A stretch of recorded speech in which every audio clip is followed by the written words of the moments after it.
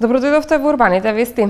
Издавачката куќа Феникс и Фондацијата Македонија презент од Скопје во ноември ќе организираат прв меѓународен фестивал на книжевноста за деца и млади, именуван Нови штурци. Организаторите соопштија дека фестивалот ќе биде во пресрет на одбележувањето на 13 ноември, денот на град Скопје. Во продолжение следуваат насловите за денеска. Од утре учениците одат на распуст. Доделени дипломите на учениците што ги посетуваа бесплатните курсеви во рамки на културно-едукативниот центар Илинден на општина Илинден. Црвениот крст ги додели ПХВ пехарите на најхуманите волонтери. Од утре почнува со работа аквапаркот. Денеска е последниот училишен ден за 270.000 ученици. Крајот на оваа учебна година помина без екстерно тестирање на учениците, кое по 4 години примена минатата недела беше укинато во собранието.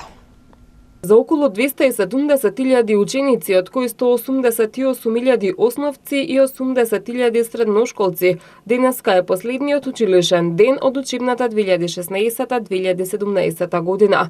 Оваа учебна година за прв пат после 4 години учениците не полагаа екстерно тестирање.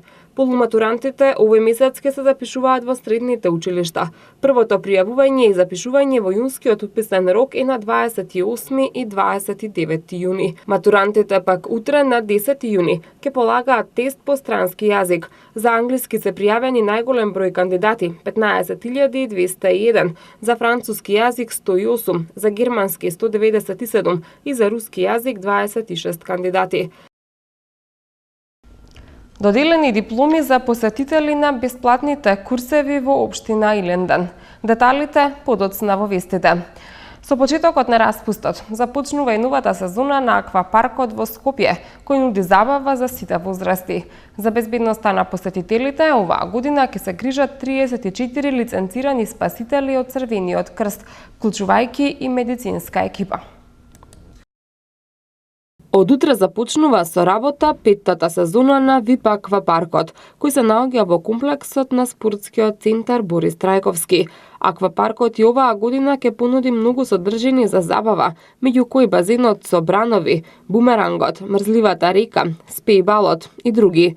Како што информираат од спортскиот центар Борис Трајковски, понудата е адаптирана спрема можностите и потребите на граѓаните, а за безбедноста на посетителите оваа година ќе се грижат 34 лиценцирани спасители од Црвениот крст, вклучувајќи и медицинска екипа.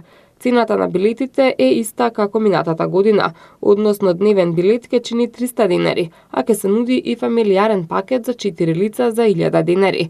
Влезница за деца под 13 години ќе чини 200 денари, а влезница за деца под 4 години е бесплатна. За групни посети над 30 лица се добива попуст од 30%. Аквапаркот ќе работи секој ден од 10 до 20 часот, а неговиот капацитет е ограничен на 1000 посетители, поради пропишаните нормативи и безбедноста и удобноста на посетителите. Во рамките на аквапаркот ќе работат и 3 кафулиња и 1 ресторан. Волонтерите од програмата за хумани вредности, кои дадоа најголем придонес во подобрувањето на условите за живот на поединци кои имаат потреба од помош, денеска добија пехари како почит за сработеното. Младите волонтери реновираа училиште, собраа средства за операција, држаа часови по албански и англиски јазик. Општинските организации на Црвениот крст на Карпош, Куманово и Гостивар се добитници на ПХВ пехарите кои традиционално се доделуваат на волонтери кои имаат изработено најголем број на проекти во интерес на заедницата, односно проекти кои прават трајна промена на подобро. Оваа програма се имплементира во сите општински организации на Црвен крст веќе 18 години и на годишно ниво обучува 1200 младинци, потенцијални волонтери и 40 дисеминатори кои работат со младинците. Оваа година се изработени 173 мали проекти преку кои им се помага на 3000 граѓани. Оваа година оние кои што најмногу ги истакнуваме се всушност Црвен крст Гостивар, Куманово и Карпош. Сработени се 173 мали проекти на територија на целата држава, од кои 126 се означени со сонце, што значи дека тие се долгорочни проекти кои што навистина направиле трајни промени во заедницата. Овие три општински организации имаат еднаков број на проекти со сонце, односно по 3 проекти. Проектите се најразлични од курс по албански, англиски и македонски јазик во Куманово, каде што младите меѓусобно си даваа поддршка се со цел полесно да комуницираат, до реновирање на училиште во Гостивар, каде што беше мобилизирана навистина целата заедница и родители, наставници како дел од целата една приказна, која што е позитивна, до собирање на пари за дете кој што има атрофија на мускулатурата и да може родителите и он самиот полесно да се справува со болеста, до различити едукации, креативни работилници, собирање на пари за младинците и за учениците, децата кои што им е потребна помош и поддршка за полесно живење. Волонтерите од Гостивар, Куманово и Карпош ги добија пехаве пехарите за активности со кои беше реновирано училиште, за држење на часови по албански и македонски јазик, за помош на семејства во ризик и за собирање на средства за операција на дете. Средствата волонтерите ги собрале преку организирање на различни добротворни базари, на кои што се продаваа нивни рачни изработки. Идејата е дека треба да ја анимира целата заедница, значи да излезат во јавноста, да изработуваат некои креативни работилници, да имат продажби, да организираат спортски настани, значи да ја сменат својата дневна рутина преку вложување на волонтерските часови во својата заедница. Не треба да прават сами, туку едноставно треба да најдат начин да пристапат до корпоративниот сектор. Значи се стекнуваат со едни многу сериозни вештини кои што понатака им се потребни за во животот. Општина Иленден им ги додели дипломите на учениците што ги посетуваа бесплатните курсеви во рамки на културно-едукативниот центар Иленден на општина Иленден. Овие курсеви се организираат 12 години поред со цел да се подобри квалитетот на образовниот процес.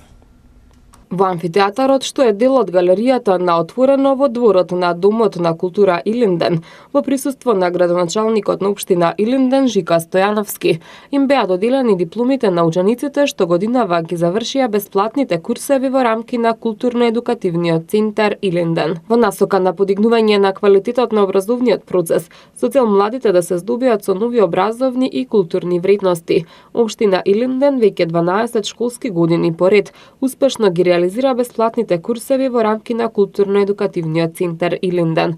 Доделувањето на дипломите беше проследено со свечена приредба, на која учениците се представија со повеќе точки преку кои пренесоа дел од она што го научиле на бесплатните курсеви. Во текот на минатата учебна година учениците посетуваа курсеви во повеќе наставни дисциплини, како странски јазици, англиски, германски, италијански, шпански, грчки, актерска игра, модерен балет, јога, сликарство. Во изминатите 12 години доделени се над 6000 дипломи за посетени бесплатни курсеви на кои учениците од општина Иленден на возраст од 8 до 16 години се стекнаа со нови знаења. Градоначалникот на општината Жика Стојановски истакна дека целта на културно-едукативниот центар е да помогне во формирањето на квалитетно образование на најмладите жители на општината, без притоа да го оптовари буџетот на родителите. Овие курсеви, додаде тој, ќе продолжат и во иднина во насока на унапредување на образованието. Купно околу 400 ученици ги посетуваат курсевите, посебно во делот на изучување на странските јазици, тоа се англискиот, италијанскиот, германскиот и шпанскиот јазик. Задоволство ми е што во континуитет се подобрува квалитетот и на наставата и бројот на ученици. Локалната самоуправа, општина Иленден, сакаме помогне на родителите да со бесплатните курсеви се стекнат со одредени знаења учениците кои што понатаму ќе ги мотивираат да одат и во понапредни курсеви. Учениците и посетители на курсевите зборуваа за своите искуства, за вештините кои ги стекнале во рамки на курсевите и за желбата за постојано надоградување на образованието. Ти дали редовно ги посетуваш овие курсеви? Да, Кој курс го посетуваше? по актерска игра. И што научи за сега? Па ние подготвивме една представа Сомнително лице која кој има премиера, Колку време го посетуваше курс? па една година. Дали беше интересно, дали научи нешто? Да, научив многу работи и часовите беа прилично многу интересни. Кој одделение си? Седмо. Да, со задоволство. Би сакала да кажам дека ми беше многу задоволно и да ја поздравам наставничката Моника Коцевска, не научи за да бидеме, еве да кажам, сериозни актери понатака. Јас посетувам курс по пеење. Добре, како се одлучи да го посетуваш овој курс? Па сакам пеење и така се одлучив да одам на тој курс. Колку време го посетуваш курс? Пола година. Завршив курс по италијански јазик годинава. Колку време го посетуваш курс? Па го посакував одамна, сакам италијанскиот јазик и се одлучив годинава со друштвото да одиме и ето успешно го завршив. Ќе продолжиш и понатаму? Да, секако. За најредовните посетители на бесплатните курсеви беше организирана лотарија по која 5 мина беа наградени со таблети. Со цел изедначување на правата на лицата со посебни потреби, утре во 18 часот во паркот Жена Борец ќе се одржи мултимедијален инклузивен хепенинг под мотото "Можеме, знаеме, умееме". Граѓанската иницијатива 5 до 12 утре во 18 часот пред Собранието на Република Македонија во паркот Жена Борец ќе го одржи мултимедијалниот инклузивен хепенинг "Можеме, знаеме, умееме". Настанот се организира со цел Сдруженијата за поддршка на лица со посебни потреби да ги објават барањата за интервенции во постоечките законски и подзаконски акти, вклучително и нови законски акти кои се однесуваат на децата и лицата со посебни потреби, истакна Сузана Стојановска од иницијативата 5 до 12. Ја повикувам целокупната македонска јавност со своето присуство да ја даде својата поддршка за изедначување на правата на лицата со посебни потреби.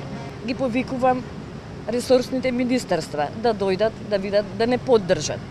Дел од барањата што беа презентирани се веќе ревидирани, направени се во форма што треба да се поднесат во Собранието на Република Македонија и тоа ќе го направиме во текот на наредната недела, а во утрешниот ден ќе бидат презентирани и на присутните министри ќе им бидат предадени истите барања. Да се избрише онаа граница од 26 години, барања за дневни центри, за персонални асистенти, не би можела сега све да набројам затоа што обемен е материјалот. На настанот во рамки на стенскиот протокол ќе земат учество деца и лица со различни попречености, хендикеп или посебни потреби. Ќе се рецитираат песни, ќе бидат изведени театарски точки, ќе свират и ќе пеат. Целта не е да се прави бојкот или протест, туку да им се покаже на властите дека лицата со посебни потреби се дел од ова општество и имаат потреба од подобрување на условите во кои живеат, вели Суарет Алиша од иницијативата 5 до 12. Знаеме, можеме, умееме. Хепенинг кој е мултимедијална содржина, каде за прв пат заедно лицата со дисабилити кои имаат проблемот со останатите лица, пејачи, естрадни уметници, глумци и актери, заеднички ќе покажеме и ќе докажеме дека ние можеме. И едноставно ќе можат сите луѓе да видат дека овие ние како лица со сетилна попреченост или со сензорен или со хендикеп можеме да бидеме еднакви. И затоа како организација 5 до 12 ние често што го најавуваме голем хепенинг, бидејќи за прв пат нешто во нашата земја се случува еден нов дизајн. Да. Каде се вклучуваат не 50, сега се приклучуваат и многу повеќе организации. Над 2000 ученици ги учеа тајните на фудбалските вештини во рамки на Бон-Бон клубот, кој денеска се одржа на стадионот Македонски лабови во општина Ѓорче Петров. По повод завршувањето на учебната година на стадионот Македонски лабови во општина Ѓорче Петров се одржа 12-тиот традиционален Бон-Бон клуб, на кој учество зедоа ученици од 4-тите оделенија од општинските училишта. Над 200 ученици со помош на стручни лица и тренери ги учеа тајните на фудбалот. Ова активност е само увертира и еден вид селекција за учество на летната фудбалска школа, која ќе се одржи во август годинава, а организатор на овој настан ќе биде Open Fun фудбалската школа, која секоја година одржува вакви курсеви, а се со цел осознавање на фудбалските тајни и активирање на најмладите во спортските активности кои придонесуваат за правилен духовен и физички развој, велат од општина Ѓорче Петров. Годинава Open Fun фудбалската школа ќе се одржи токму во општина Ѓорче Петров, која секогаш дава целосна поддршка на ваквите проекти, кои промовираат спортски активности и едукации на младите за вредностите на спортот, воопшто во нивниот развој, додаваат оттаму.